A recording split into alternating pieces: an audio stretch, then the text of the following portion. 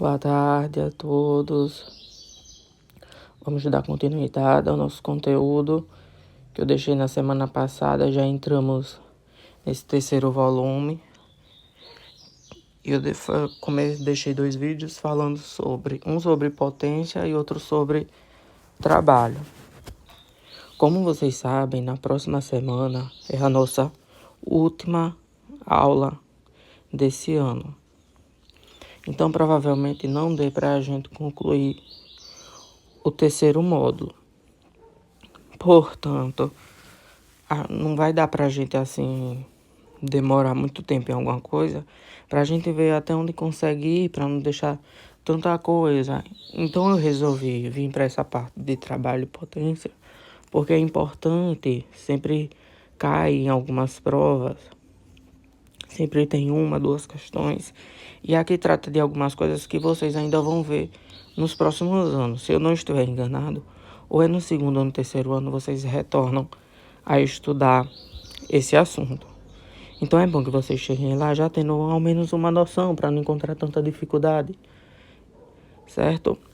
Aí eu vou falar um pouco sobre trabalho e potência, as diversas formas de trabalho e as formas de potência, e depois eu faço outro explicando as questões, certo? Aí vamos começar aqui na página 5, falando sobre trabalho. Em física, o trabalho é a relação existente entre a força aplicada sobre um corpo e o deslocamento sofrido por ele. O trabalho, ele funciona meio como que se fosse uma reação a uma força que foi aplicada no corpo. Foi o trabalho exercido naquele corpo. Aí vem aqui dizendo, a grandeza do trabalho está associada à força atuante sobre o corpo. Quando calculamos o trabalho realizado pela força e não pelo corpo. Claro, afinal, a gente está empurrando o corpo. Então, é o trabalho que a gente faz para conseguir empurrar aquele corpo. O trabalho representa o quanto de energia deve ser fornecida ao corpo para ele sofrer um deslocamento de acordo com o valor da força aplicada por ele. Por exemplo, se a gente tiver um bloco de 1.000 quilos, qual o meu trabalho para conseguir deslocar esse bloco? Isso vai ser de acordo com a força que eu vou aplicar nesse bloco. Aí, continuando, o trabalho, por mais que seja calculado pelo produto entre 2 grandezas vetoriais, é uma grandeza escalar, por isso não apresenta direção nem sentido. Ele apresentará um valor que será calculado através da seguinte equação. Trabalho é igual a força vezes o cosseno de θ. Onde? Quem é esse F? F é a força que vai atuar no corpo. D é o deslocamento, que aqui, se vocês perceberem nesse material didático online, veio faltando um D, que é trabalho vezes o deslocamento vezes o cosseno de θ. Mas no material didático impresso aí de vocês provavelmente tem. Se não tiver, vocês acrescentam um Dzinho de deslocamento. D é o deslocamento sofrido por ele e θ é o ângulo formado entre o sentido da força e o sentido do deslocamento sofrido pelo carro. Já já vocês vão entender como é que se forma esse ângulo. Na próxima página está explicando. No Sistema Internacional de Unidades, o trabalho é medido em joule, que equivale ao produto da força de 1 newton e o deslocamento de 1 metro. Então, quanto vale um joule? Um joule é igual a 1 newton vezes 1 metro. Lembrando que Newton é a unidade de medida da força, que é calculada pelo produto entre a massa e a aceleração. Um joule é igual a quê? Quilograma aqui da massa e metro quadrado por segundo ao quadrado, que é a nossa o quê? A aceleração. Vejam, olha, o rapaz empurrando esse bloco. Percebam, está na horizontal. Tanto a força que o rapaz está aplicando, quanto o deslocamento. Na equação do trabalho, o ângulo θ representa o quanto da força está contribuindo ou dificultando no deslocamento do corpo. Por exemplo, quando a força empurra o bloco para a direita e ele se desloca para a direita, não existe ângulo entre a força e o deslocamento, e toda a força é utilizada para provocar o deslocamento desse corpo. Percebam que aí a força que o rapaz está aplicando e a do deslocamento, elas estão na onde? Mesma o que? Direção. Então, o que é que acontece? Ele acaba que a gente não forma um ângulo. Eles permanecem ali, olha. Vamos supor que, tipo, na nossa reta x positiva, eles continuam ali, naquela reta. Então, acaba que não forma um ângulo. Então, o que isso significa dizer? Significa dizer que toda a força está sendo utilizada para empurrar aquele bloco. Não está perdendo nada. Aí diz ainda, nesse caso, o trabalho realizado por essa força é o produto entre ela e o deslocamento do corpo. Se eu não tenho um ângulo, é só eu fazer o quê? Força vezes deslocamento. O ângulo entra apenas quando tiver formação de ângulo. Se não tem, não precisa colocar para dificultar e ficar se perguntando, ai meu Deus, que ângulo eu vou colocar aqui? Próxima página. Quando o bloco é puxado por uma força que forma um determinado ângulo com o seu deslocamento, percebam aí, olha a força e formou o ângulo θ nessa figura 14.3. Pode-se perceber que a força não está sendo totalmente o que aproveitada. Então poderia vir uma questão aí subjetiva tratando disso, dizendo lá que o corpo não há o deslocamento, não a força aplicada não fez com que formasse algum ângulo. Isso resultaria em o quê? O trabalho foi totalmente, a força foi totalmente aproveitada ou não? E às vezes a gente se perde nessas coisas porque não presta atenção nesses pequenos detalhes. Aí vem, pode-se perceber que a força não está sendo totalmente aproveitada em seu deslocamento. Apenas a componente da força, F vezes o cosseno de θ, é responsável pelo deslocamento do bloco. O cosseno de θ serve para indicar o quanto a força é responsável pelo deslocamento sofrido pelo corpo durante o seu movimento. Por exemplo, a força normal, que é sempre perpendicular à superfície, ou seja, ao deslocamento do bloco, nunca realizará trabalho. Nunca uma parte da força normal contribuirá para o deslocamento de um bloco. Isso pode ser calculado lembrando que cosseno de 90 graus é igual a zero. Percebam aí na imagem dessa mulher. Olha, nós temos aí em cima da mala a força normal. E essa força normal com o deslocamento formaria o ângulo de quanto? De 90 graus.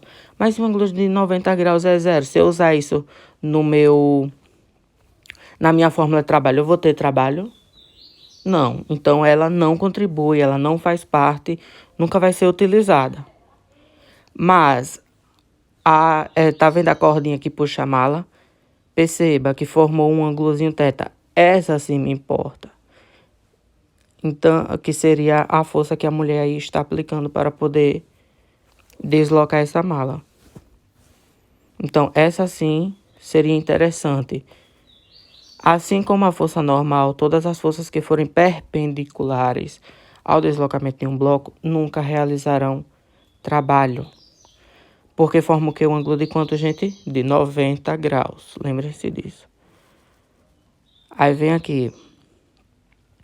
Assim como a força normal, todas as forças que forem perpendiculares, já li isso. A força de atrito, que é sempre oposta ao deslocamento do bloco, forma um ângulo de 180 graus, com o deslocamento sofrido pelo bloco, sabendo-se que 180 graus é igual a menos 1. Podemos concluir que o trabalho realizado pela força de atrito será sempre negativo e igual ao produto entre essa força e o deslocamento sofrido pelo bloco. Como é menos 1, a gente não tem a necessidade de colocar na fórmula. Às vezes a gente coloca esse cosseno de 180, no caso, para não se perder. Tem gente que acha mais fácil, tem gente que quando vê a questão tratando de atrito já vai lembrar que tem que multiplicar por menos 1. Sempre que tiver atrito já sabe que o trabalho é o quê? Negativo, mas o trabalho da força de atrito, não necessariamente o trabalho que alguém está exercendo ali. Certo? Tem que prestar atenção nisso. Mas sempre que tiver atrito, a gente já sabe que ele faz uma força oposta à outra. Se você puxa para frente, o atrito faz com que puxe para trás, para tentar impedir. É como se impedisse que você conseguisse puxar esse bloco. Mas claro que nas questões vai estar lá explicando se tem ou não força de atrito, e vocês precisam prestar atenção nisso, porque nem todas as questões vai vir a demonstração de ângulo. Muitas das questões elas vão vir completamente teórica e vocês sozinhos vão ter que fazer essa análise sobre qual o tamanho desse ângulo. Vão ter que prestar atenção em palavrinhas-chave, como que existe força de atrito, como que está perpendicular, como que estão todos na horizontal. São palavrinhas-chave que aparecem para que a gente perceba qual é o ângulo ali que está sendo formado. Se tem força de atrito, qual é o ângulo? 180. Se é perpendicular, qual é o ângulo? 90. Se estão as forças e o deslocamento estão na horizontal, qual é o ângulo? Não existe. Certo? Precisa prestar atenção nisso. Podemos então concluir que as forças que forem contrárias ao movimento de um corpo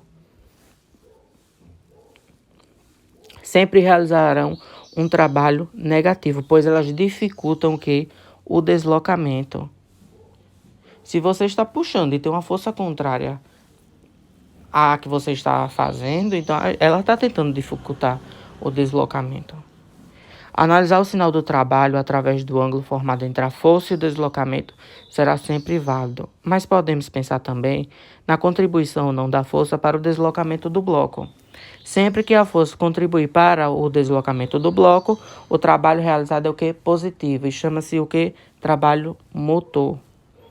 Quando a força dificulta a locomoção do corpo, do bloco, do objeto, o trabalho ele será o que? Negativo. Isso é um trabalho o que? Resistente. Quando a força for perpendicular ao deslocamento do bloco, ela não contribui nem dificulta o seu deslocamento. Nesse caso, o trabalho realizado será sempre o quê? Nulo. Porque a gente tem que o ângulo de 90 é quanto? 0. Então, não existe trabalho. Quando várias forças atuarem sobre um bloco, o trabalho da força resultante será igual à soma algébrica de todos os trabalhos das forças que atuam sobre ele. Isso representa calcular o produto entre a força resultante sobre o bloco e o seu deslocamento. Isso é quando se tem mais de uma força atuando em um mesmo corpo. Vocês têm os exercícios resolvidos muito simples. Dá para vocês mesmo olharem e tentarem entender. Mas eu vou ler essa número 1 para a gente não ficar só nessa parte teórica. Aí diz assim: um bloco de massa 1 kg desloca-se com velocidade constante sobre uma superfície plana e horizontal sem atrito. Perceba, ele não colocou nenhum desenho aqui. A gente vai ter que descobrir como é que está esse ângulo. E já dá uma dica aqui, ó. Olhe, sobre uma superfície plana, horizontal, sem atrito, percorrendo uma distância de 20 metros. Sobre o bloco atua constantemente uma força vertical de módulo igual a 2 newtons. O trabalho realizado por essa força durante esse percurso é... Bom, a gente tem uma massa, a gente tem a distância e a gente tem a força. Mas veja o que ele diz. Ele diz que tudo isso está na horizontal, em uma superfície plana. E a força que está atuando nesse bloco, ela é o quê? Vertical. Vertical. Se o meu bloco está na horizontal e a força é vertical, ela forma, com o meu deslocamento, um ângulo de quanto? 90 graus. Se forma um ângulo de 90 graus, o meu trabalho vai ser quanto? Nulo. Meu trabalho vai ser nulo. Então, só tem a opção C. Percebam, olha, são palavrinhas-chave que a gente precisa identificar. Perpendicular, vertical, sem atrito, com atrito, já dá uma dica boa do que a gente tem que fazer, certo? As outras vocês leem, para a gente não ficar tanto tempo e ficar algo cansativo. Aí vamos aqui para outra parte de conteúdo. Trabalho de uma força variável. A definição de trabalho representada no item anterior pode ser aplicada e calculada somente a força que atua sobre o corpo, que eles estão uma força o quê? Constante. Caso a força que atua sobre ele seja variável, a equação do trabalho não poderá ser utilizada no seu cálculo. Quando a gente tem força variável, a gente vai ter que esquecer aquela nossa formulazinha, trabalho é igual a força vezes deslocamento vezes o cosseno de θ. E como é que vai calcular? Nesse caso, um gráfico da força paralela ao deslocamento do corpo, em função do seu deslocamento, será apresentado.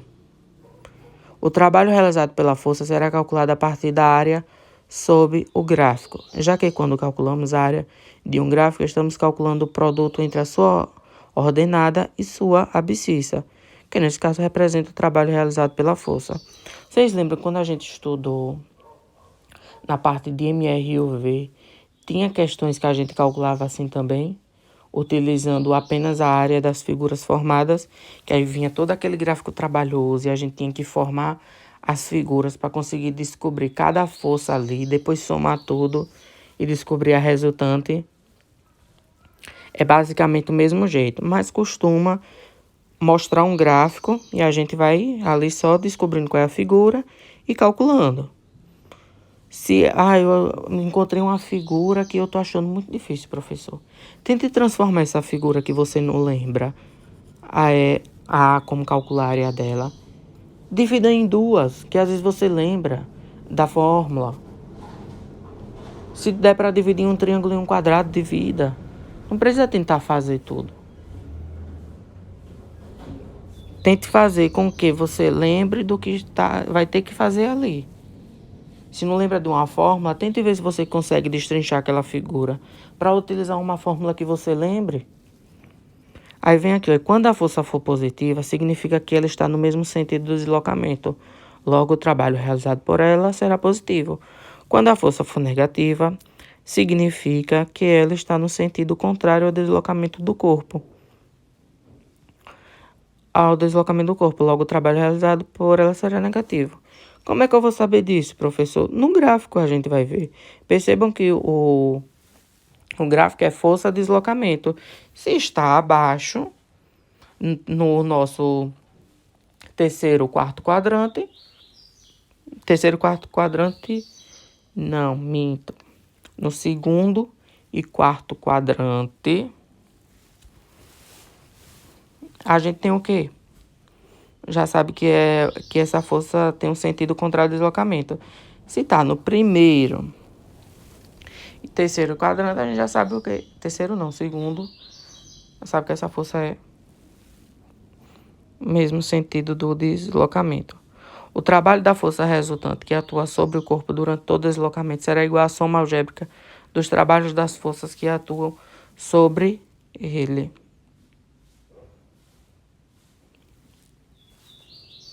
Deixa eu ver se aqui tem mais conteúdo. Aqui não. Passando. Trabalho da força-peso. Eu não sei se essa parte é tão interessante. Mas eu vou falar mesmo assim. Já que estamos tratando aqui do conteúdo, vamos fazer um apanhado geral, né? A força-peso é uma força que tem direção vertical em relação à superfície da Terra. Já estudamos isso desde o início. Com sentido sempre para onde? Para baixo. Por ser vertical, seu trabalho será sempre nulo quando o corpo se deslocar na direção horizontal. E ela realizará trabalho apenas quando ele sofrer um deslocamento na direção vertical. Então, se meu corpo a minha força-peso é sempre o quê? De cima para baixo. Mas meu corpo se desloca da esquerda para a direita, a gente tem trabalho? Não. Mas se meu corpo também se deslocar de cima para baixo, a gente tem trabalho sim. Nesse caso, o deslocamento sofrido pelo corpo será a altura por ele deslocada. Quando o corpo desce em uma altura h, o trabalho da força-peso nesse deslocamento será calculado da seguinte maneira. Trabalho da força-peso é igual ao peso vezes Altura. E como é que a gente calcula esse peso? Massa vezes o quê? Gravidade. O sinal do trabalho da força-peso, nesse caso, é positivo, porque o deslocamento do corpo ocorreu no mesmo sentido da força-peso. Por exemplo, a nossa força-peso é de cima para baixo, mas o meu bloco está tentando ser levantado de baixo para cima. Temos aí o quê? Sentidos o quê? Contrários. Então, ao invés de ser esse positivozinho que está aí nessa primeira fórmula, vai ser o negativo que está onde? Na segunda fórmula. Trabalho da força-peso é igual a menos o peso vezes a altura. Menos massa vezes gravidade vezes altura. Quem é esse G? Vocês lembram? Em algumas questões, na maioria das questões, na verdade, utilizam 10 e em algumas utilizam 9,81. Mas geralmente é informado na questão. Se não for informado, 10. O sinal do trabalho da força-peso, nesse caso, é negativo, porque o deslocamento do corpo ocorreu no sentido que contrário à força-peso que atua sobre ele. É importante lembrar que o trabalho é existente somente quando há deslocamento do corpo. Isso quer dizer que, para uma pessoa segurar um determinado peso, ela não estará realizando nenhum trabalho, pois o peso está o quê? Parado. Esse corpo precisa estar em movimento, precisa que haja um deslocamento. Quando um bloco descer um plano inclinado, podemos calcular o trabalho realizado pela componente da força peso. Agora, como é que a gente utiliza o quê? O seno de θ. Considera que o bloco começa seu movimento de uma altura h em relação ao solo e percorre uma distância d ao longo do plano inclinado. Concluímos que o trabalho da decomposição da força peso vezes o seno de θ é igual a... Aqui a gente tem a mesma fórmula que começamos. Trabalho é igual a força vezes o deslocamento vezes o cosseno de θ. Porém, agora, no lugar da força, a gente tem a força o quê? Peso, massa vezes gravidade. E no lugar de cosseno de θ, nós temos o quê? Seno de θ. Sabendo que a definição da função seno é a razão entre o cateto oposto e a hipotenusa, esse trabalho é igual a... Trabalho é igual a massa vezes gravidade, cateto oposto, hipotenusa sobre cateto oposto, vezes deslocamento. No cateto oposto ele considera o que é o H, né? Não, então, corrigindo. Trabalho é igual a massa vezes gravidade, vezes cateto oposto sobre a hipotenusa, que é o deslocamento, exato, vezes o deslocamento. Certo? Como podemos observar, quando o bloco desliza por um plano inclinado, o trabalho realizado pela força-peso é o mesmo de quando ele cai verticalmente. Isso quer dizer que o trabalho da força-peso independe da trajetória seguida pelo corpo, depende apenas do seu peso e do deslocamento na direção vertical que ele teve. Isso quer dizer que a força-peso é uma força conservativa, já que seu trabalho não depende da trajetória seguida pelo corpo.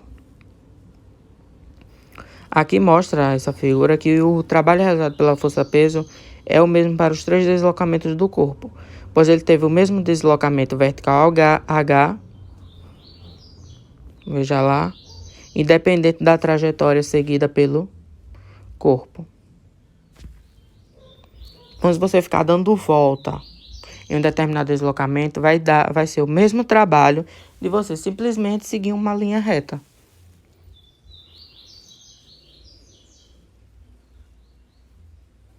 Vamos aqui nessa parte do trabalho da força elástica.